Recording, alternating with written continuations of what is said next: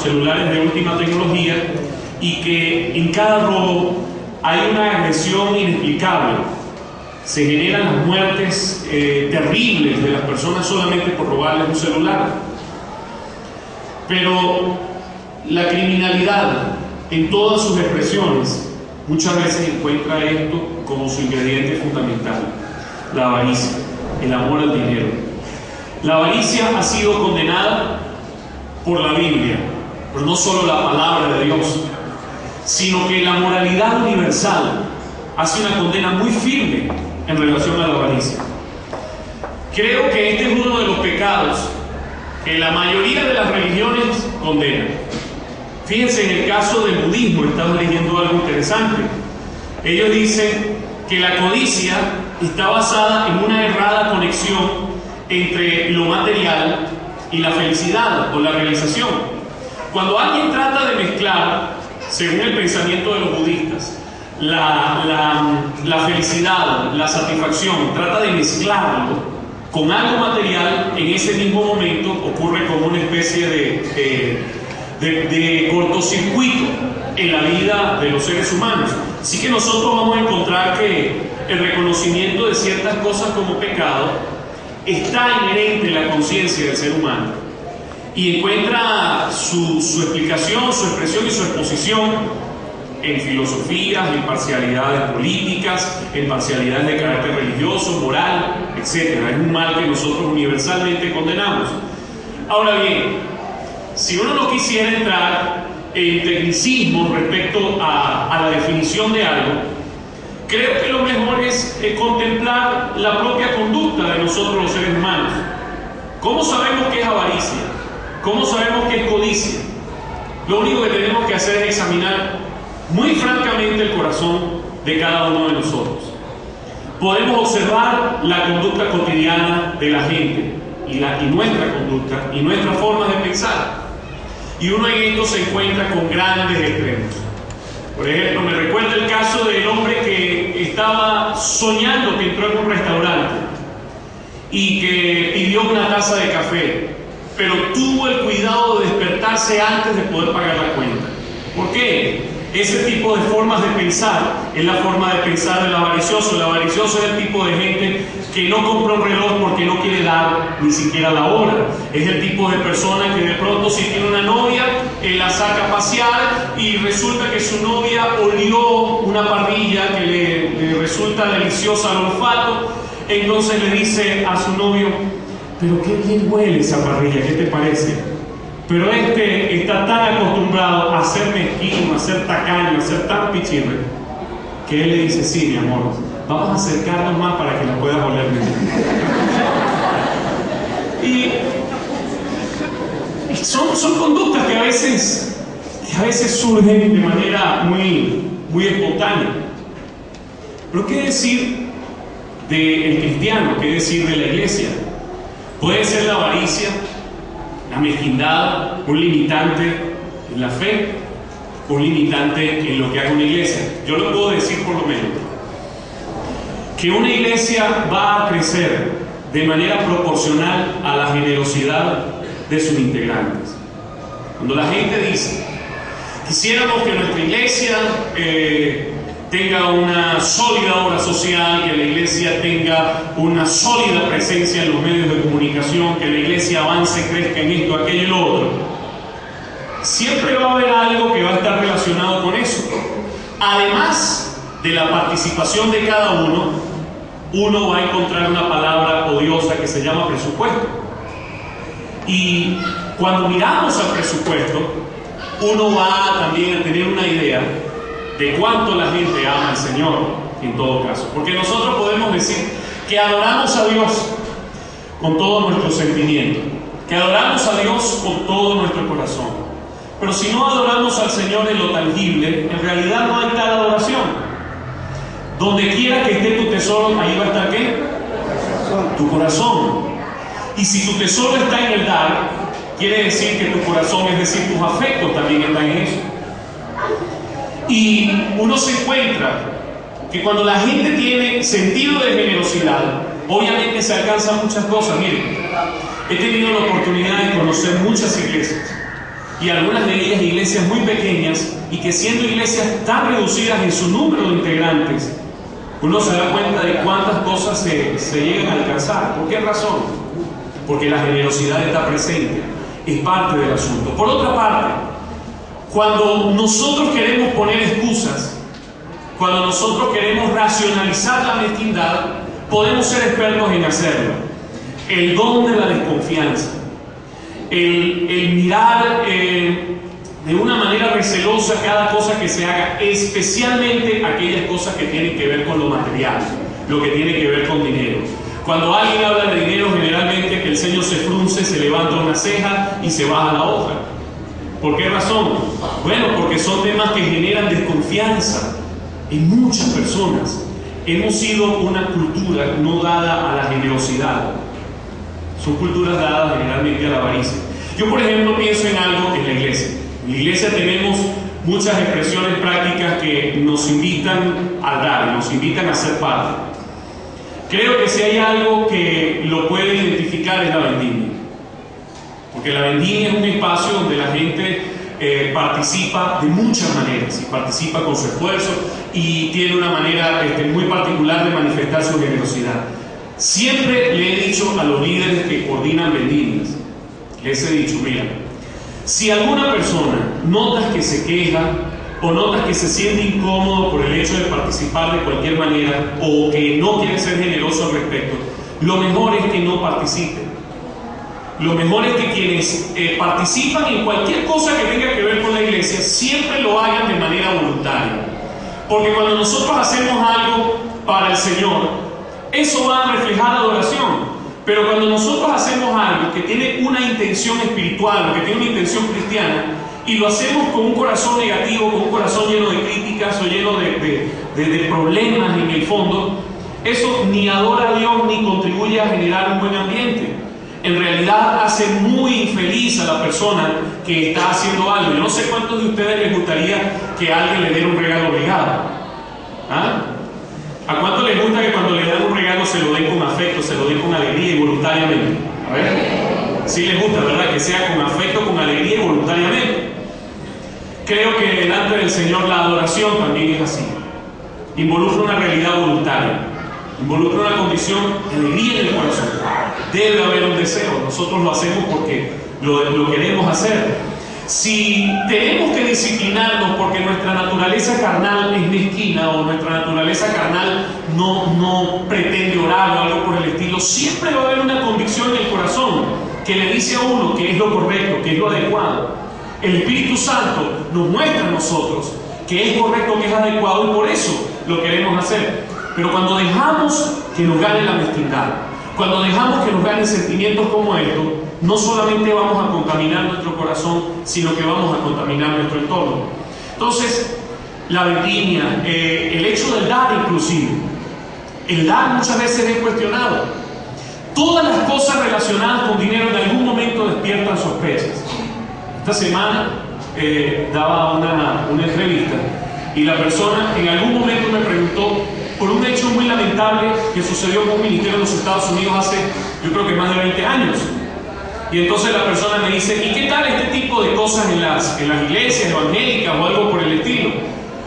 Y yo le dije, ¿sabes? Yo suelo ponerme histórico para responder, porque precisamente lo que me está diciendo es algo que sucedió hace 20 años en un lugar muy particular en los Estados Unidos.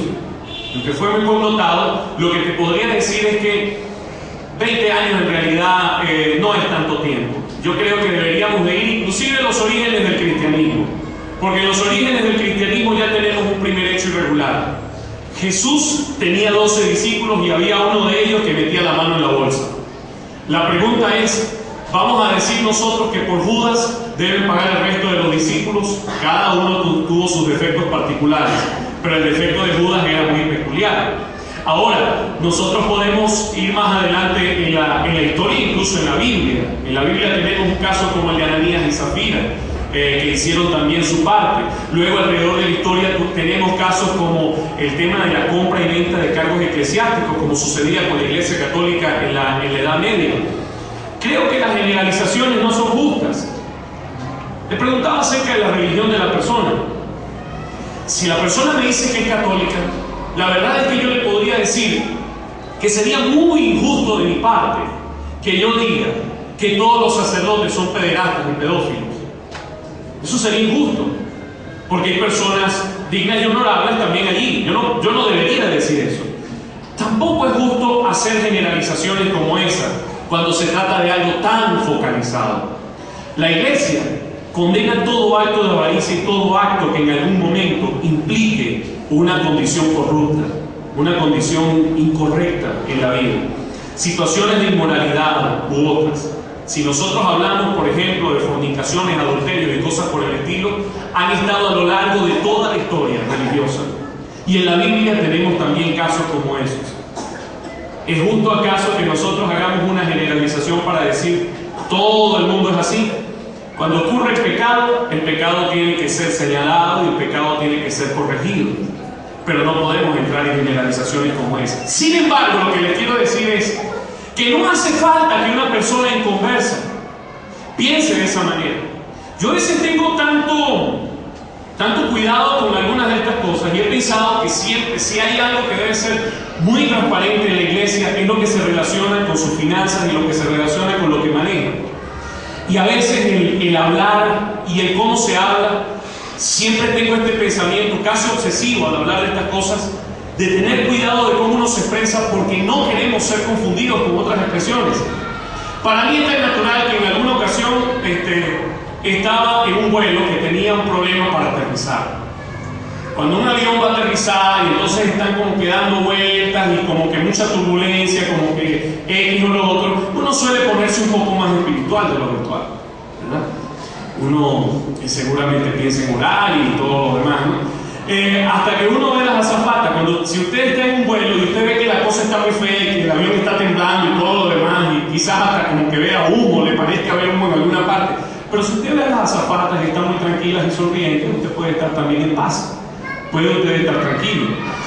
Claro, yo me imagino que a ellas las entrenan para sonreír y todo lo demás, pero en esa ocasión la cosa se puso preocupante porque vi a la azafata corriendo nerviosa hacia el lado, así que yo dije, esto está serio, ¿no? Sin embargo, como yo tuve quizás una infancia no muy conclusa, de vez en cuando uno caricaturiza las cosas, me dio por pensar en cómo se comportaría la gente. Y yo dije, oye, si aquí hubiera un hinduista, cosas de ese mundo, si hubiera un hinduista, ¿qué haría el hindú? Lo separaría y comenzaría a hacer esas cosas extrañas, tendría que raro y todo eso.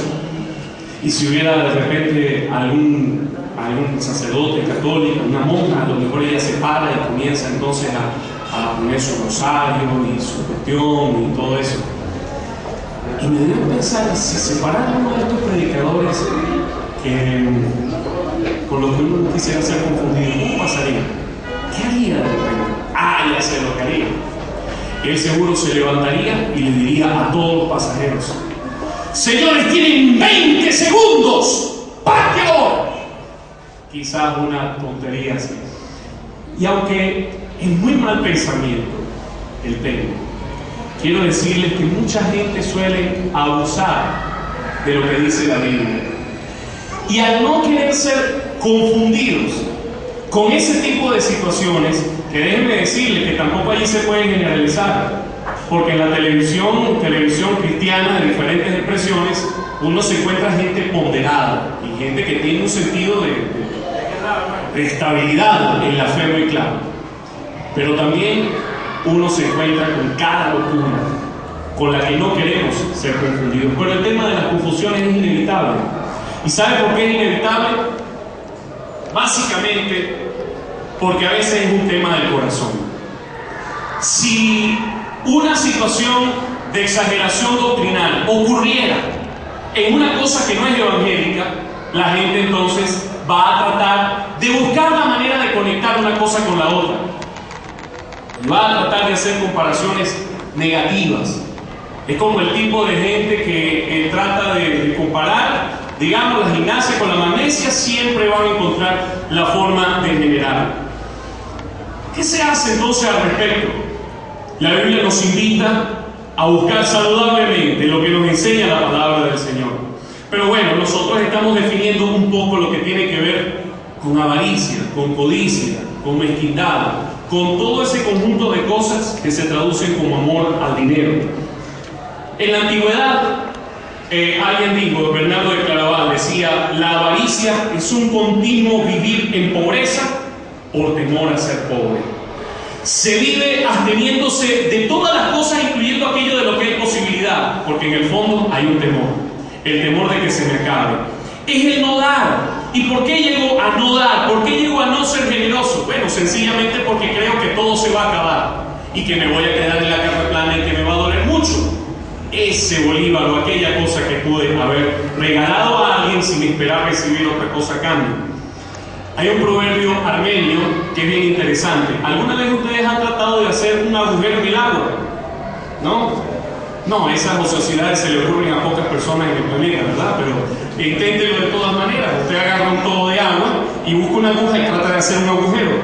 A ver cómo le queda. Bueno, estos armenios decían que es más fácil hacer un agujero en el agua que sacarle una moneda a un hombre avaro. Eso es más fácil.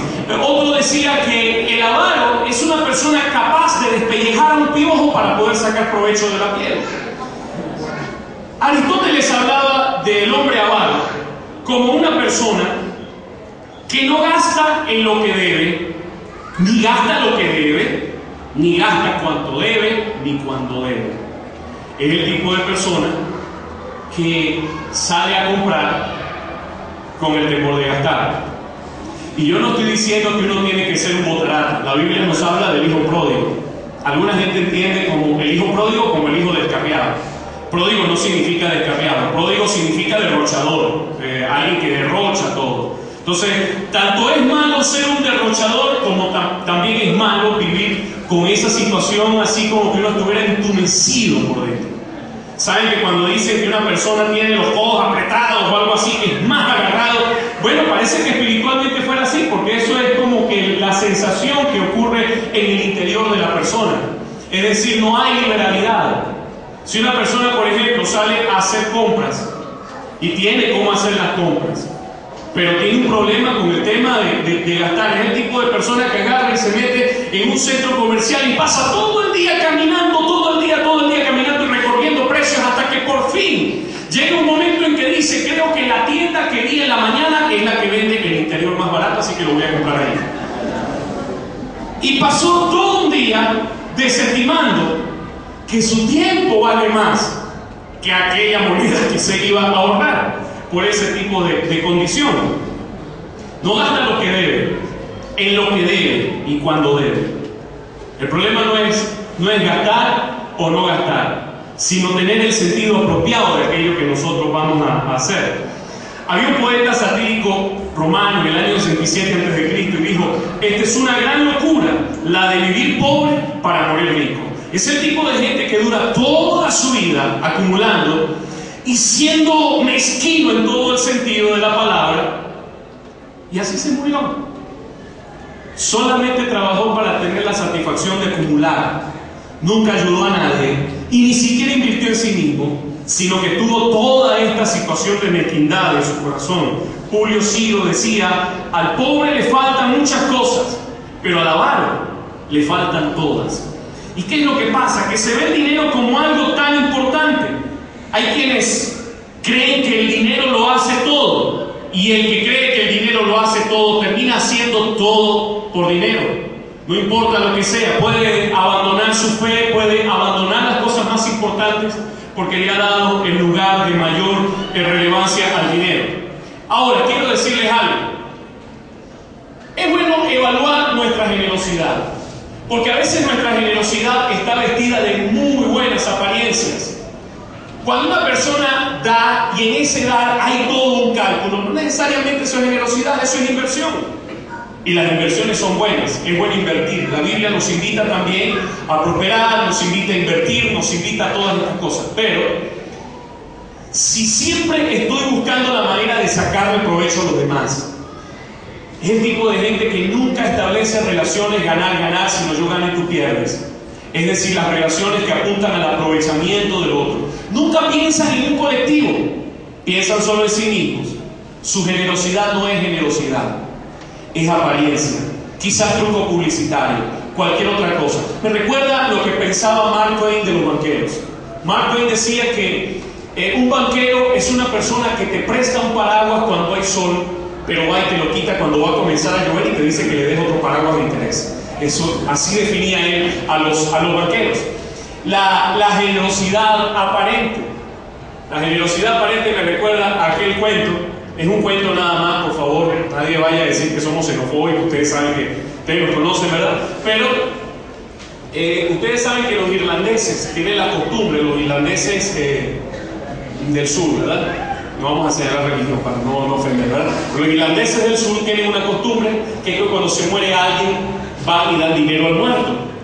En realidad, dar dinero al muerto es tomar ese dinero y lo toman la familia que tiene necesidad, que sí, para cuestiones del funeral, para cosas que se tengan que gastar.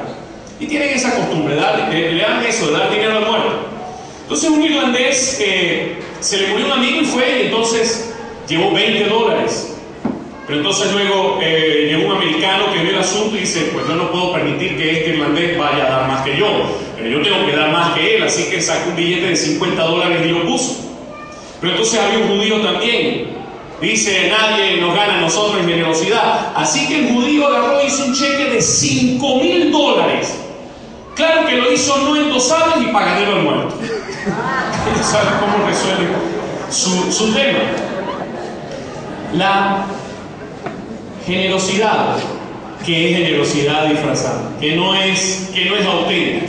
La Biblia nos habla que hay una buena inversión en el contentamiento, que hay una buena inversión en la piedad.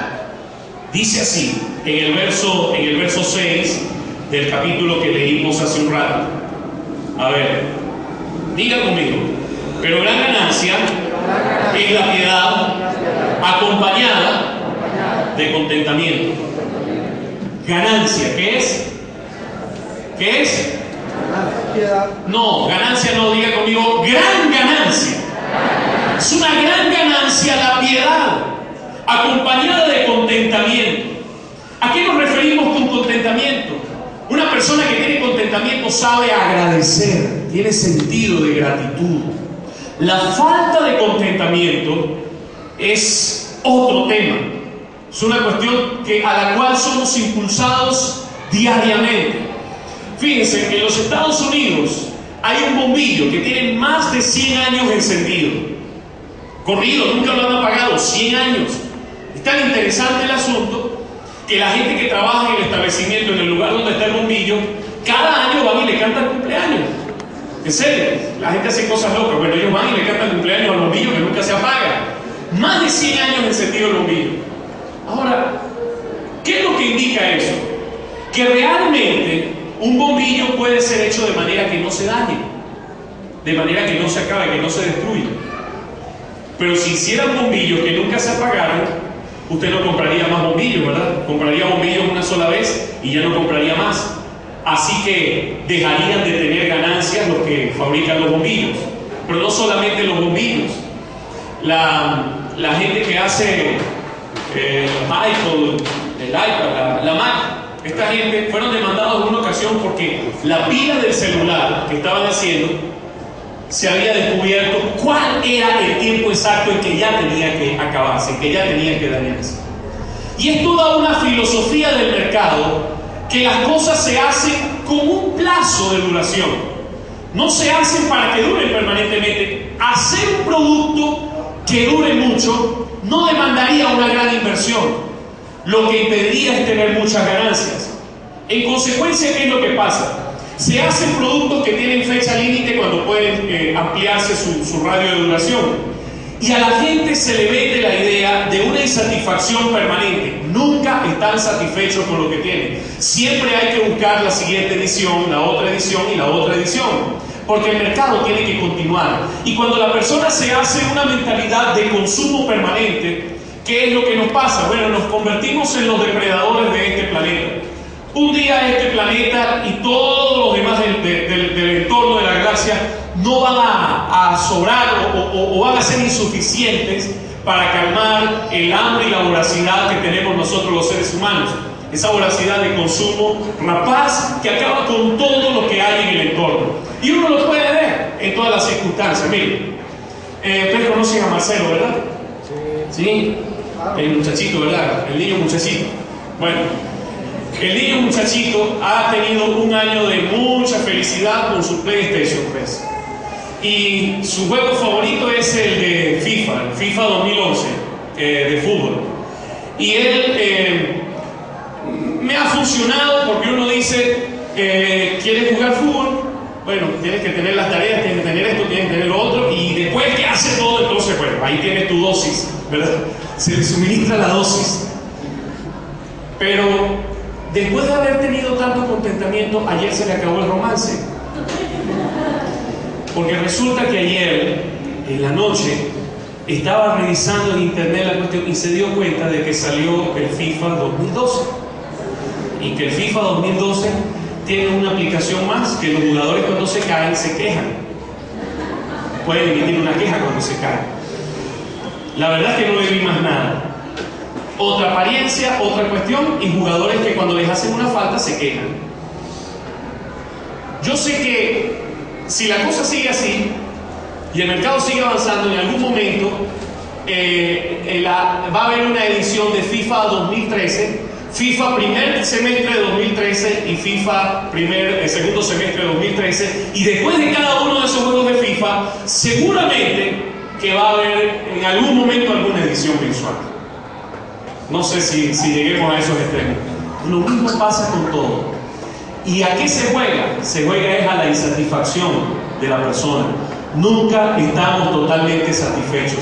Si el Señor le ha regalado una computadora de 3 GB, esta persona se siente muy triste porque descubrió que existe una de 4 y de 5. ¿Ven? Y así las cosas continúan. Por eso la Biblia dice que hay ganancia en el contentamiento. El contentamiento sabe dar gracias, sabe agradecer lo que tiene. No es un conformismo triste de este tipo de situaciones donde la gente no quiere crecer, no quiere avanzar. No se trata de eso, pero se trata de uno poder tener gratitud en su corazón, piedad y contentamiento. Diga conmigo, piedad y contentamiento. En Colosenses 3:5 la Biblia además dice que la avaricia es idolatría. Dice: por tanto, considerad los miembros de vuestro cuerpo terrenal como muertos a la fornicación, la impureza, la pasión, los malos deseos y la avaricia, que es idolatría.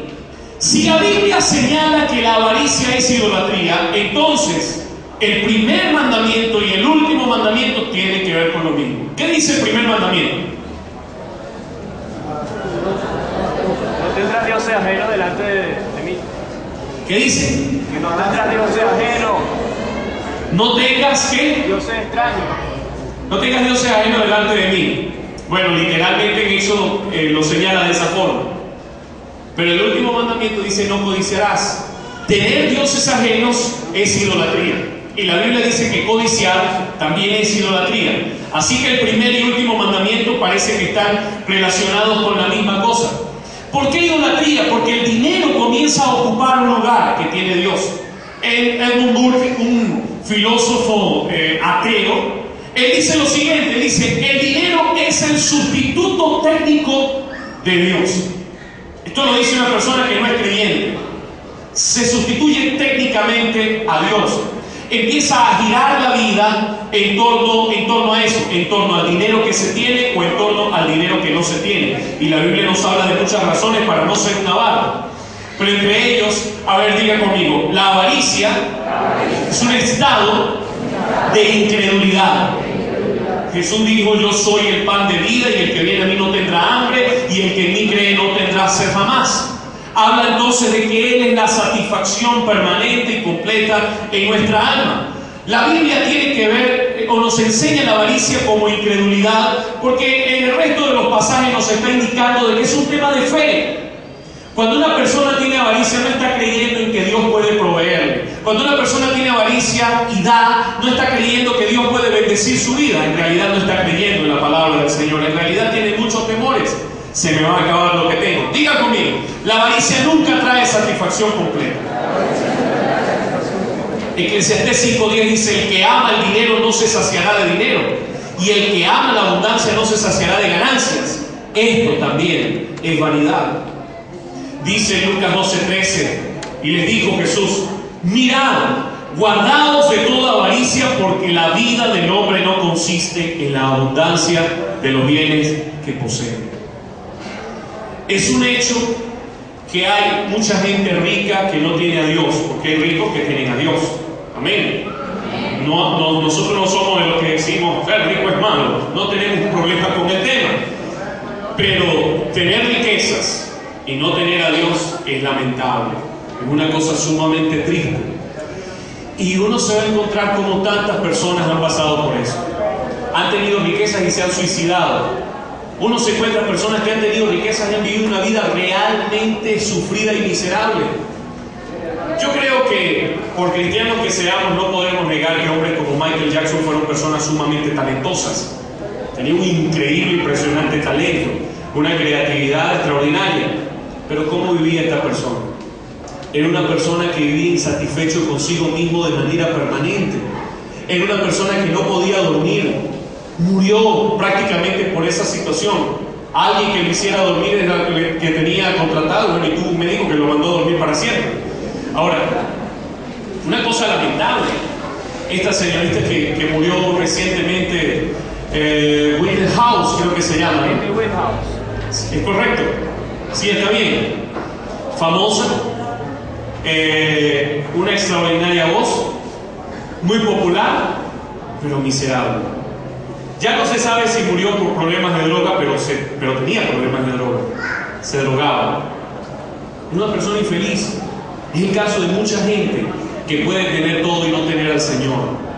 Es el caso de gente que puede tener una religión, como usted y yo la tenemos, sin embargo no tener a Cristo en ella, porque han decidido vivir dándole la espalda a Dios, aunque digan que caminan con el Señor. Diga conmigo, la avaricia ahoga la vida espiritual.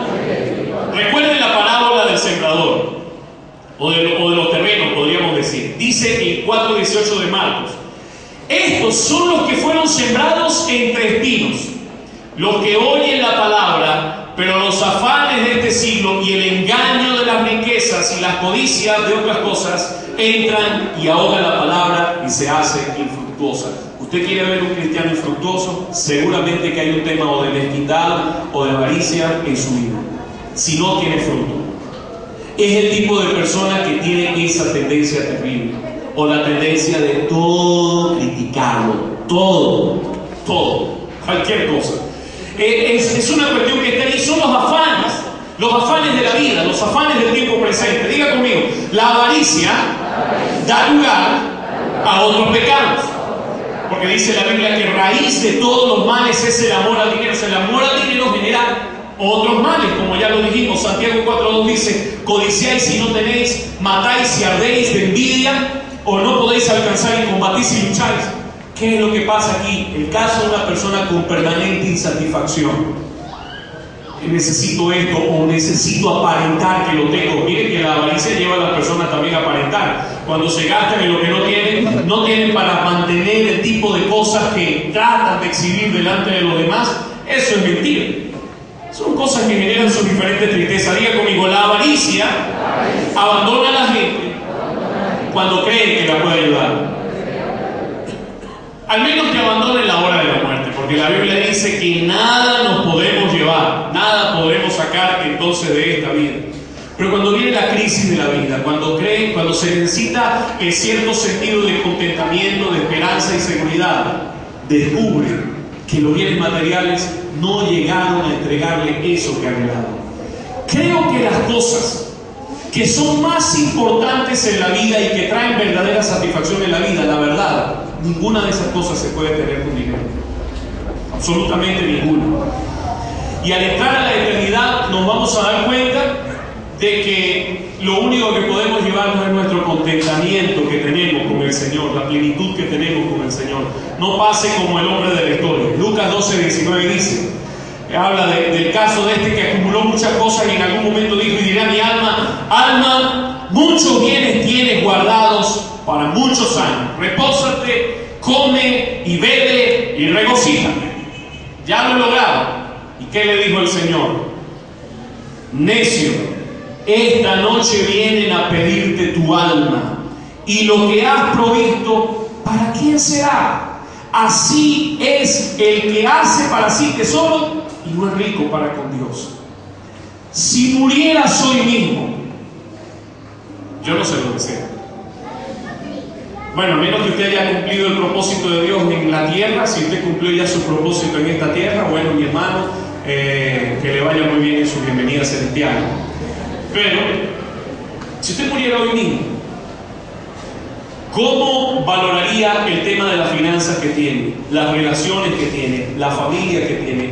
Pensar en la muerte a veces es bueno, ¿sí? No es que tenemos una idea oscura de la vida y todo lo demás, pero por eso la Biblia dice que hay más sabiduría en la casa del difunto, donde está el difunto, que en la casa de la fiesta. ¿Por qué? Bueno, porque la gente valora ciertas cuestiones de la vida, llega a pensar en ciertas cuestiones.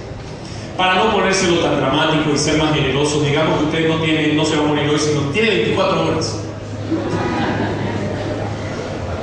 ¿Cómo apreciaría usted las cosas en 24 horas? ¿Qué cree usted que sería lo más importante? Algunos dirían, oye, la verdad es que tengo algunas cosas que yo tendría que hacer, así que necesito un poco más de tiempo, ¿ok? Ya usted sabe que necesita un poco más de tiempo, seguro que usted haría una lista de las cosas que necesita. La pregunta es, ¿y por qué no comienza a vivir la lista de una vez? Usted está esperando aquella bienvenida donde le digan, ven buen siervo y fiel, en lo poco fuiste fiel y en lo mucho te pondré. Entra en el gozo de tu Señor. Alguien pensaría, yo quisiera que me den ese recibimiento. El recibimiento de alguien que le ha servido al Señor.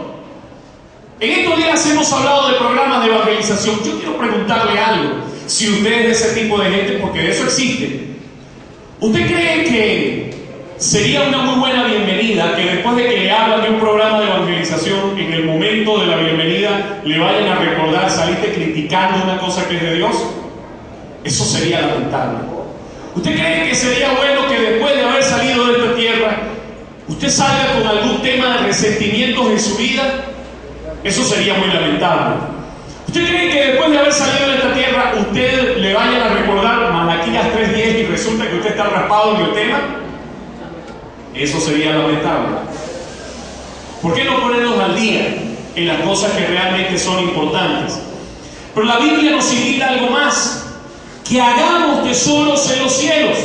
Al final de la historia, la avaricia destruye el alma. Diga conmigo, destruye el alma aquí en la tierra y para el resto de la eternidad.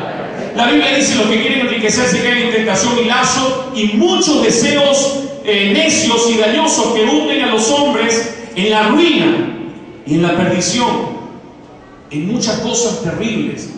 Mire, tenemos ejemplos bíblicos de gente que en algún momento tuvo juicio por esa situación. Saúl, por ejemplo, la Biblia nos enseña que el Señor le dijo que entregara en holocausto todo lo que había conquistado en un momento determinado, y él no lo hizo y fue rechazado como rey.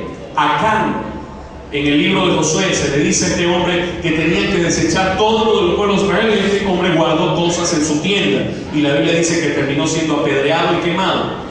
Geisi, el siervo de Eliseo, se le dijo que no tomara ninguna prenda del rey, y él quiso tomarlo secretamente. Consecuencia, la lepra de ese rey se le pasó entonces a él. El caso de Nabal, el esposo de Abigail, quien más tarde se casó con David. Este hombre se negó a permitir que los ejércitos de David pudieran tomar agua en su campo. ¿Y qué pasó? Dios le quitó la vida. Pero todo eso es el Antiguo Testamento. Entonces veamos el Nuevo Testamento. Tenemos un caso como Ananías y Zafira, que mintieron delante del Espíritu Santo. No tuvieron temor de Dios, mintieron. Tuvieron irreverencia en su corazón, y esto también les costó la vida. Ellos pudieron haber vendido su propiedad, haber dado una parte y hubieran quedado como héroes, pero quisieron engañar a la iglesia. Dijeron, no, nosotros entregamos todo de aquella propiedad. ¿Y qué pasó? La palabra del Señor nos enseña que Dios les quitó la vida. Escúchenme esto.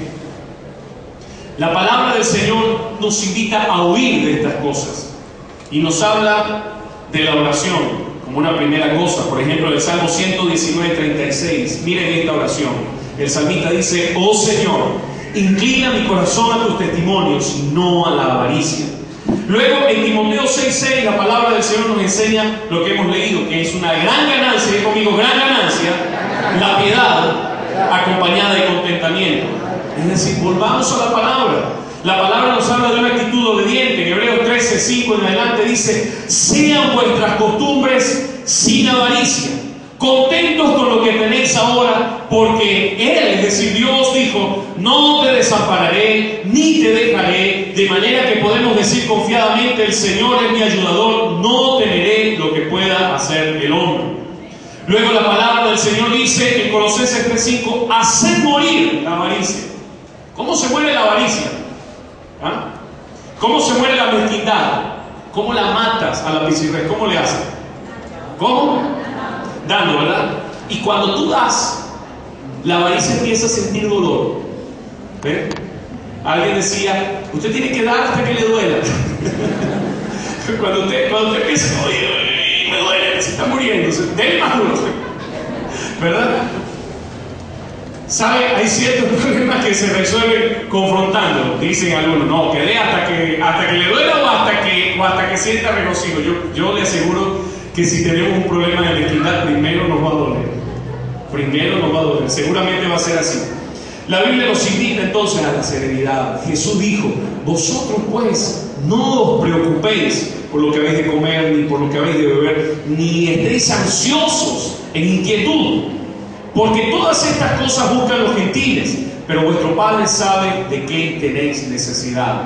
Él también dijo: no temáis, manada pequeña. En el fondo la mezquindad es afán, es preocupación y es temor de que nos vamos a quedar sin nada, de que hemos de perder.